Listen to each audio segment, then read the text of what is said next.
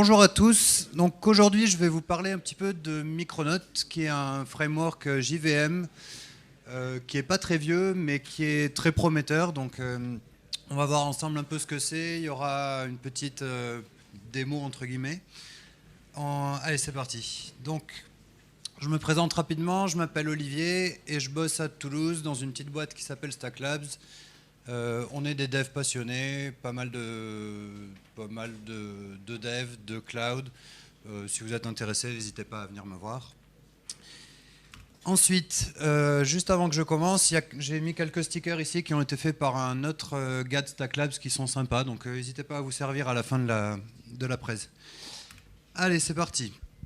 Alors, Micronaut, je vais faire un rapide historique. Donc, Micronaut, ça a été inventé en partie par un mec qui s'appelle Graham Rocher, dont la tête est là, et qui est un ancien fondateur, qui est le fondateur de Grails, qui a un peu plus d'une dizaine d'années. Et ça a été aussi créé par des cofondateurs de Spring. Donc on va voir comment on va retrouver tout ce contexte-là dans Micronaut.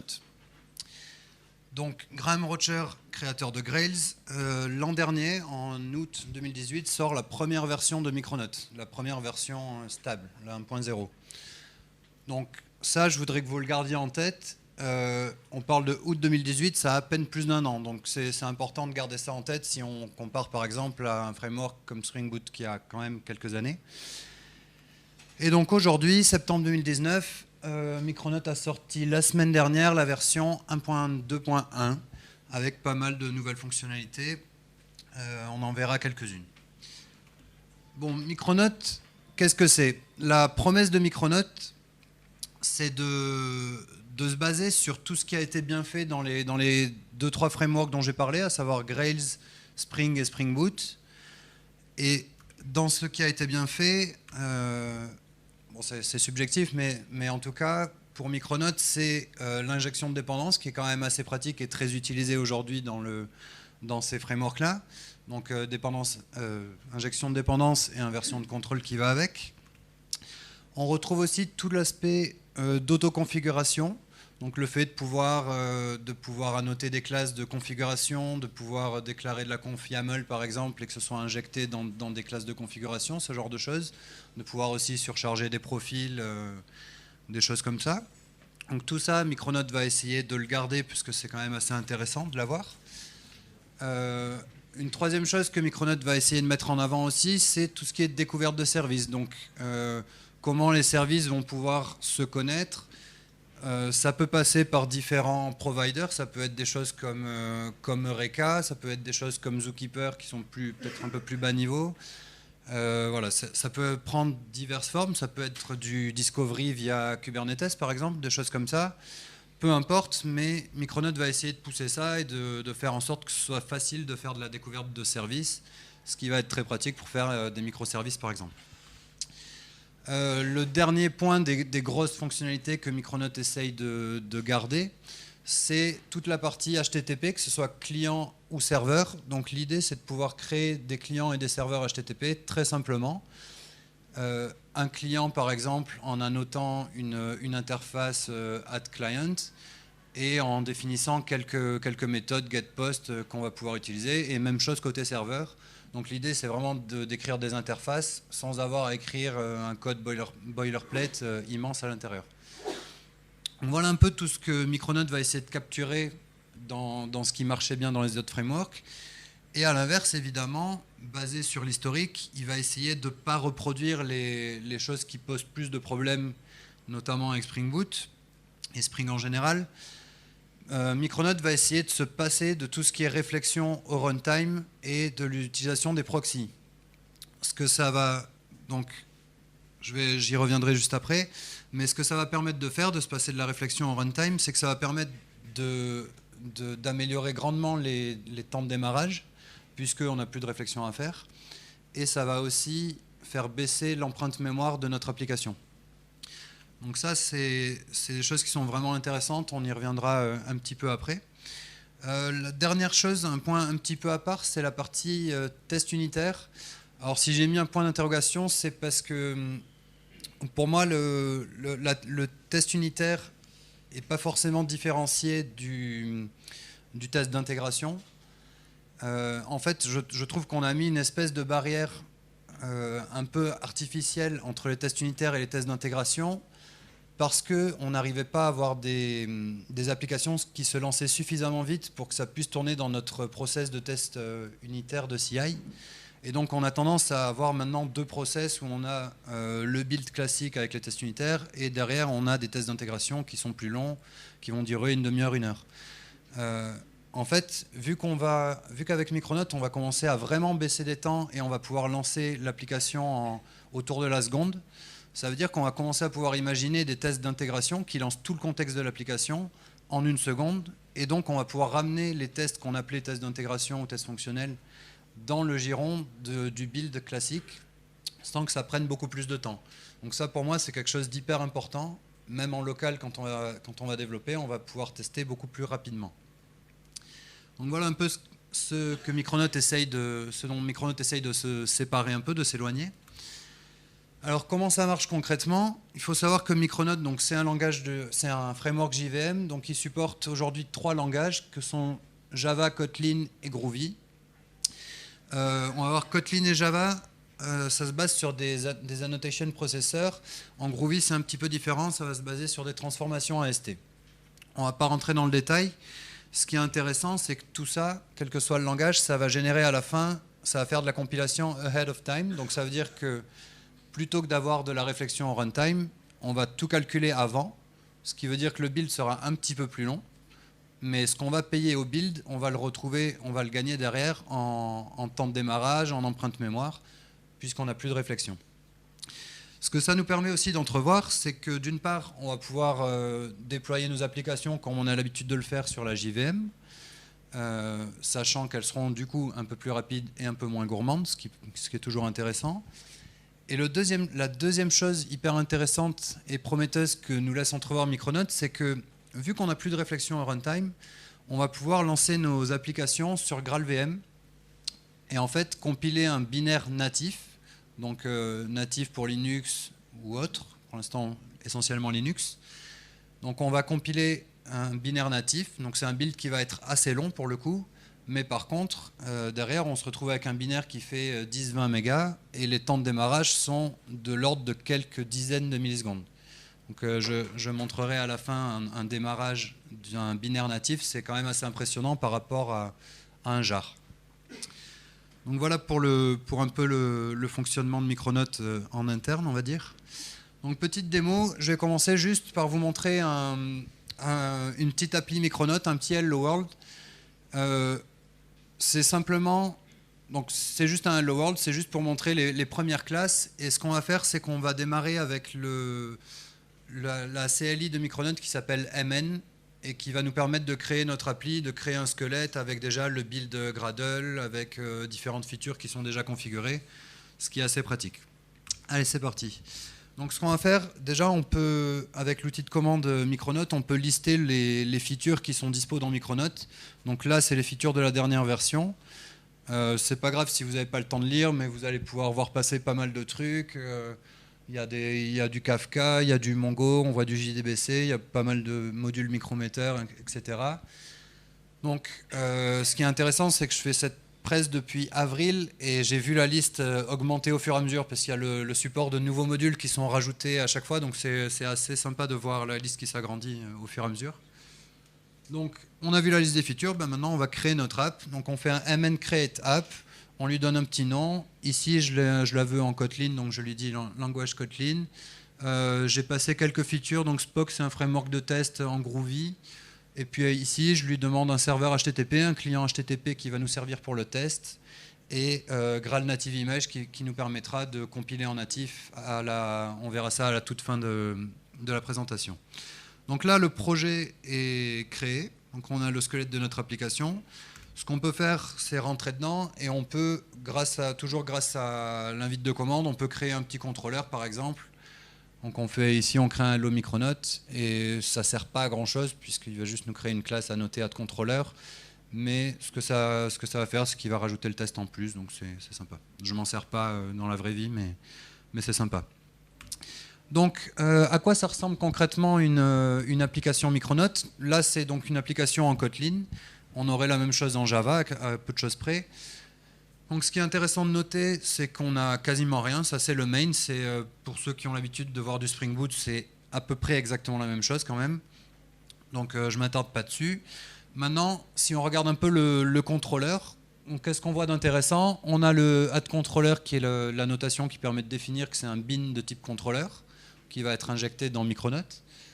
Ensuite, donc on voit une injection de dépendance via le constructeur avec le add_value. Donc ici, on injecte une variable qui s'appelle app.envUser. On y reviendra un petit peu après. Donc on injecte un user. Et après, on a deux endpoints. Le hello simple permet de renvoyer juste un hello world basique avec éventuellement un user qu'on passe en paramètre.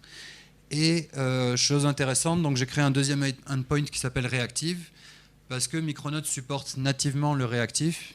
Il est basé sur Netty. Et donc là, on voit qu'il renvoie un flowable qui est du RxJava. Et donc là, ce endpoint-là n'est pas très intéressant, mais il renvoie un hello Micronote toutes les secondes 20 fois. Ça ne sert pas à grand-chose, mais c'était pour montrer la partie réactive. On peut regarder le test. Alors, donc là, ça utilise le framework de test Spock. Je ne suis pas un client particulièrement, mais c'était juste pour montrer qu'on pouvait avoir ici un code en Groovy. On peut avoir vu que c'est un framework JVM, on peut avoir des différents fichiers Groovy, Java, Kotlin qui cohabitent et ça marche bien ensemble, il n'y a pas de souci. Je m'arrête juste sur le Micronote test donc, qui permet, comme je le disais tout à l'heure, de lancer tout le contexte de l'application. Et derrière, on va simplement injecter un client HTTP via la notation qu'on va utiliser dans deux tests. Donc ici, on teste une version simple sans paramètres et une version avec paramètres et on vérifie que ça renvoie les bonnes choses. Bon, rien de bien sorcier, mais c'est sympa de pouvoir tester l'application entière. On teste directement le contrôleur HTTP. Donc c'est toujours intéressant. Et donc là, on voit, j'ai exécuté les tests, ça tourne relativement vite. Surtout, ce qui est intéressant, c'est qu'on voit que le premier test a été un peu plus long parce qu'il a chargé l'application. Il a quand même pris que 600 millisecondes, donc c'est encore pas trop violent. Et le deuxième, du coup, est allé beaucoup plus vite, ce qui est normal. On s'attarde un petit peu sur le build Gradle, juste pour montrer qu'en fait, il n'y a pas grand-chose de spécial. Ceux qui ont l'habitude de faire du Gradle, mais ce serait pareil avec Maven. La seule chose qu'on a vraiment déclarée, c'est la version de Micronote qu'on utilise et un certain nombre de modules Micronote qu'on utilise. Donc les features, on retrouve le framework de test, on retrouve les libkotlin, Micronote, etc. Sachant que tout ça a été fait pour nous quand on a généré l'application avec la ligne de commande. Donc maintenant, ce qu'on va pouvoir faire, c'est qu'on va faire un build Gradle parce qu'on veut lancer l'appli. Donc là, c'est ce que j'ai fait. Donc ça prend une vingtaine de secondes. Et donc on va pouvoir lancer l'application. Rien de bien sorcière, Java - jar. Le seul truc qui est intéressant dans cette ligne de commande, c'est que j'ai lancé l'application avec 16 mégas de RAM. En dessous, c'est un peu juste, mais on peut lancer avec 16 mégas de RAM sans aucun souci. L'appli tourne bien. Évidemment, c'est un low world, elle chargerait en RAM. Si vous avez plus de trucs, limitez pas à 16 mégas. Mais voilà. Et on voit que malgré les 16 mégas de RAM avec lesquels j'ai lancé l'application, ça démarre en une seconde, un peu moins d'une seconde 5. Donc ça, c'est pas trop violent, mais on n'est que sur un low world aussi. Ce qu'on va pouvoir faire du coup, c'est on va faire un curl dessus, on voit que ça marche, on est content. Hello Micronote, super. Et on peut tester la version réactive, donc il nous répond, là c'est un petit peu accéléré parce que je ne voulais pas que ça dure 20 secondes. Donc ça nous renvoie notre hello toutes les secondes pendant 20 secondes. On peut lancer un petit siège dessus pour faire un petit test de charge vraiment basique. Donc là, on voit qu'on est déjà à 400 requêtes par seconde, mais évidemment, on bataille pas trop et c'est juste un hello world, donc ça apporte pas grand-chose. Mais voilà, on peut quand même faire un paquet de requêtes de base. Donc on va maintenant passer sur une appli qui est un tout petit peu plus compliquée. Je dis bien juste un tout petit peu. C'est une démo d'une petite appli, un petit crawler Twitter. Donc comment ça marche? C'est juste un job en background qui va poller Twitter régulièrement avec l'API Twitter. Derrière, ça va mettre dans Mongo et on a une petite API qui nous permet de consulter les derniers tweets qui ont été stockés dans la base Mongo. Et on utilise le client Mongo réactif qui nous permettra d'avoir une API qui est réactive aussi, de bout en bout. Donc ce qui est intéressant ici, c'est qu'on peut déjà voir le service Mongo. Donc on voit qu'il est annoté @singleton. Donc on déclare juste un bin, exactement comme on ferait en Spring Boot, sauf que en Spring Boot, si je me souviens bien, c'est add service. Là, c'est add singleton, mais c'est le même principe. Et on voit qu'ici, dans le constructeur, on a injecté un bin de type Mongo Client.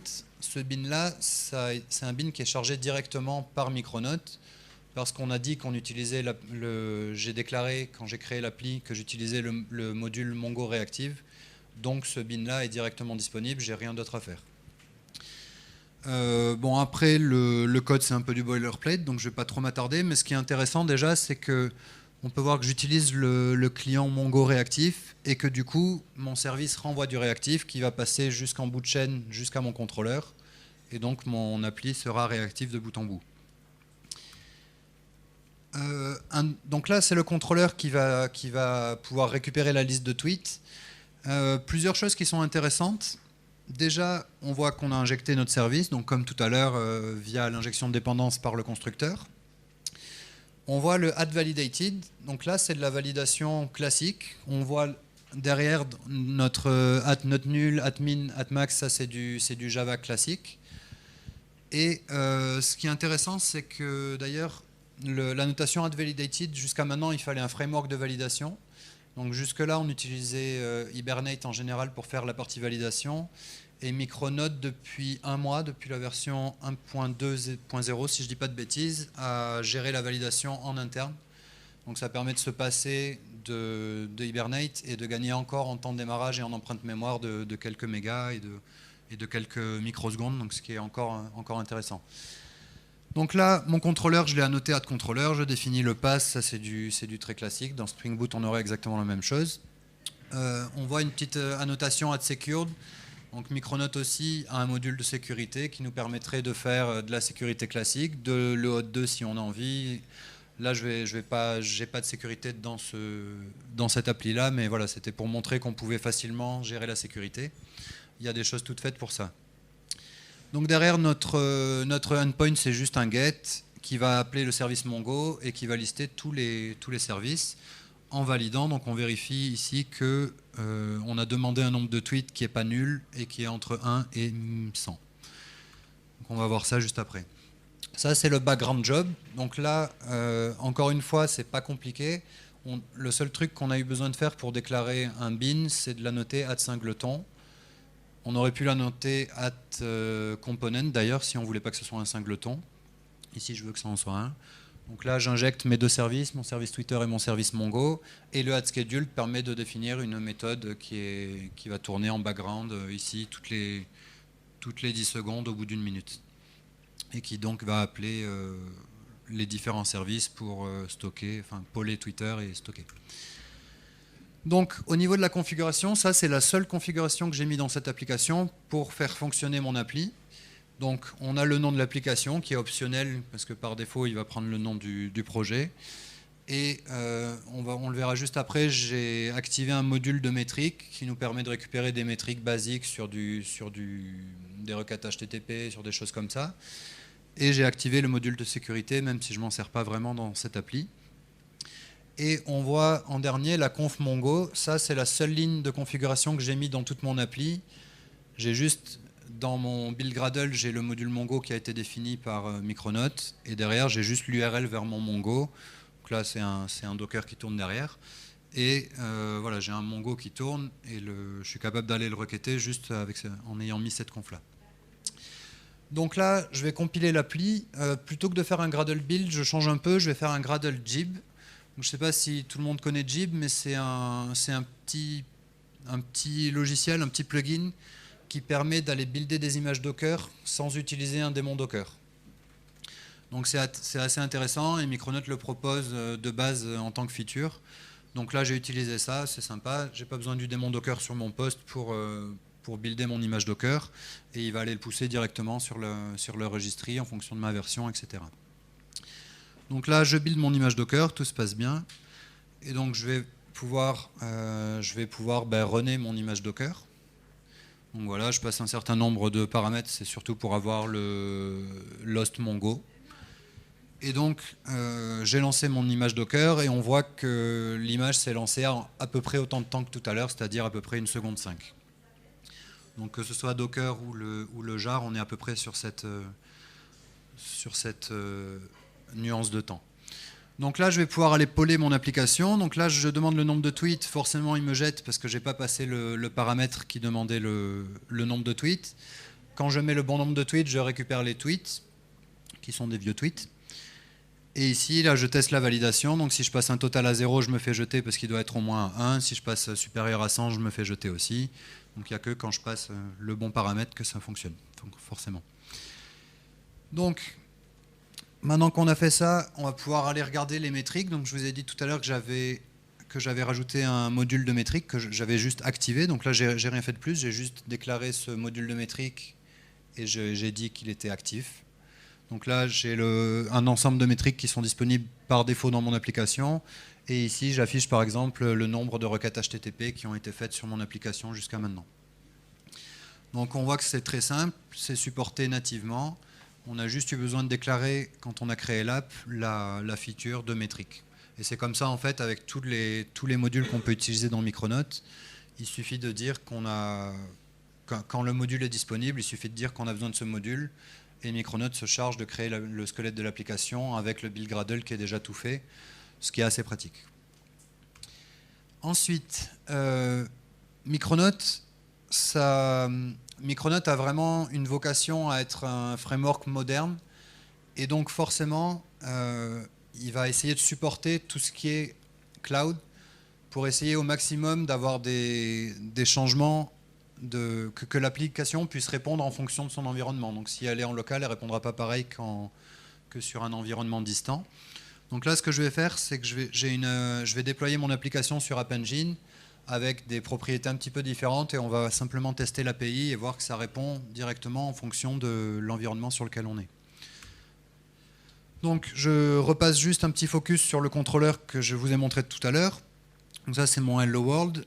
Donc j'ai passé un add value en haut qui s'appelle app.envUser. Donc ça, c'est le nom de ma variable que je vais déclarer dans mon YAML, dans ma configuration.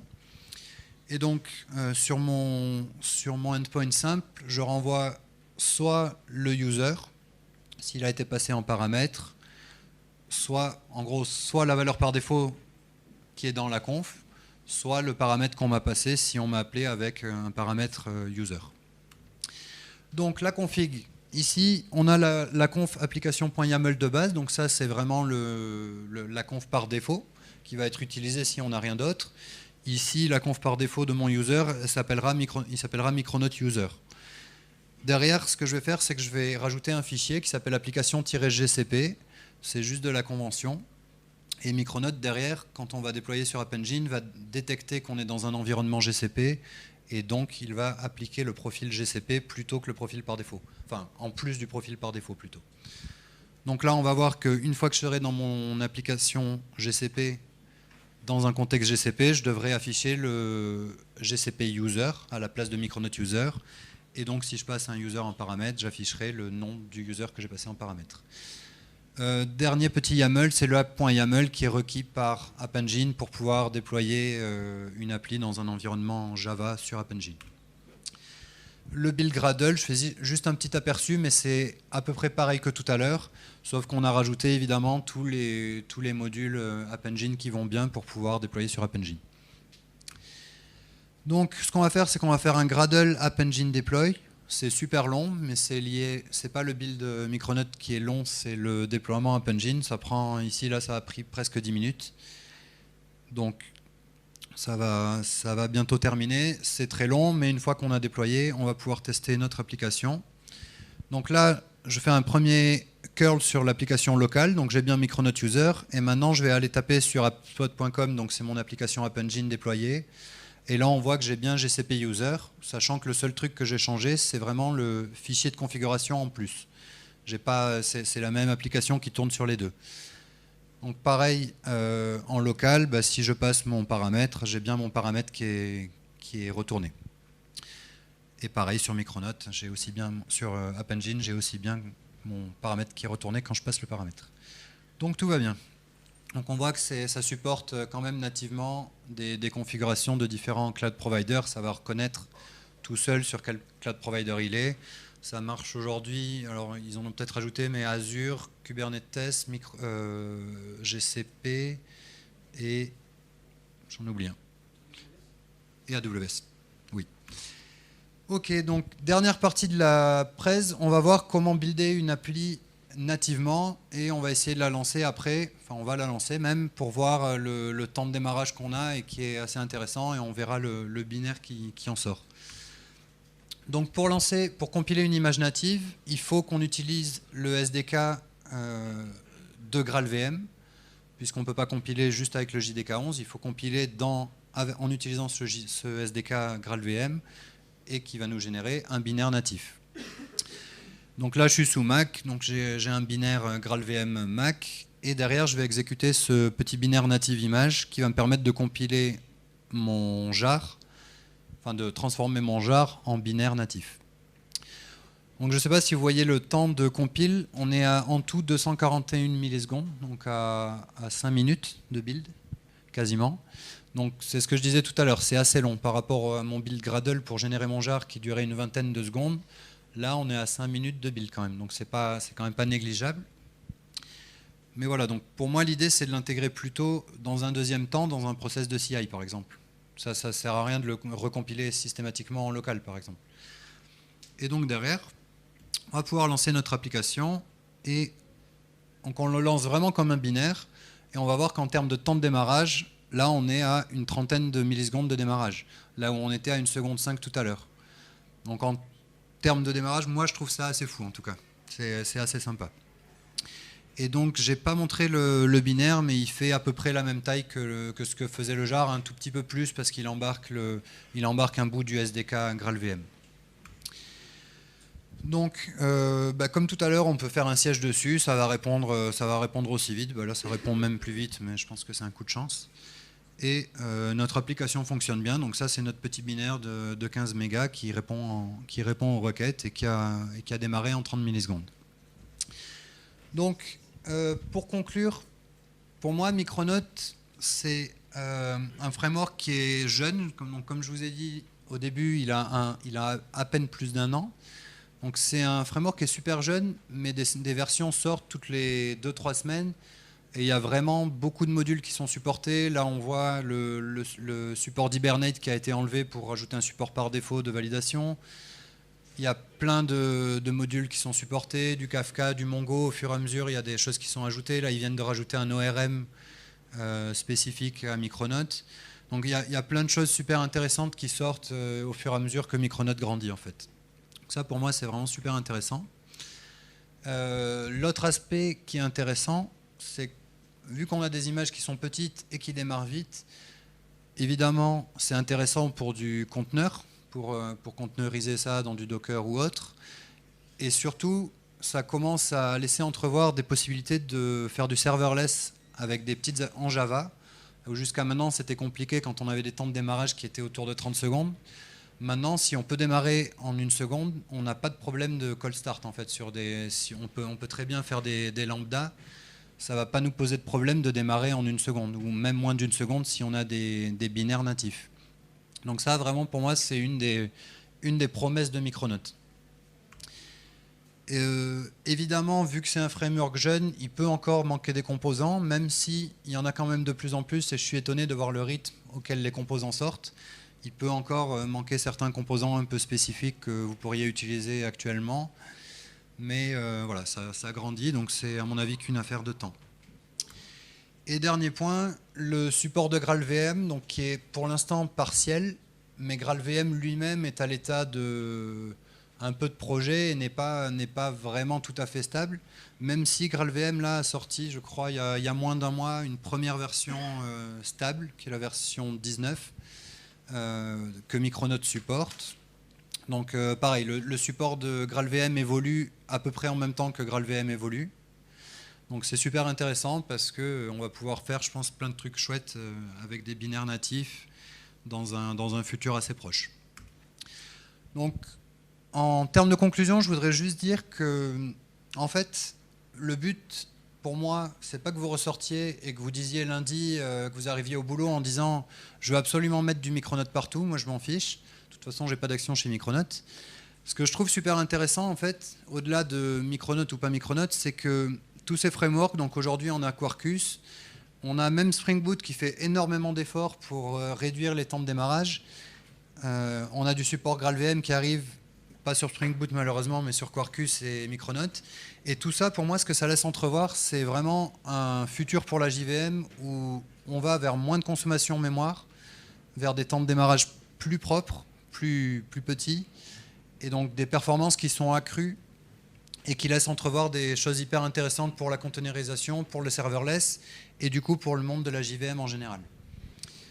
Donc, merci beaucoup. Vous pouvez retrouver les 2 démos que j'ai faites sur GitHub, n'hésitez pas, et n'oubliez pas de venir récupérer les stickers. Merci beaucoup.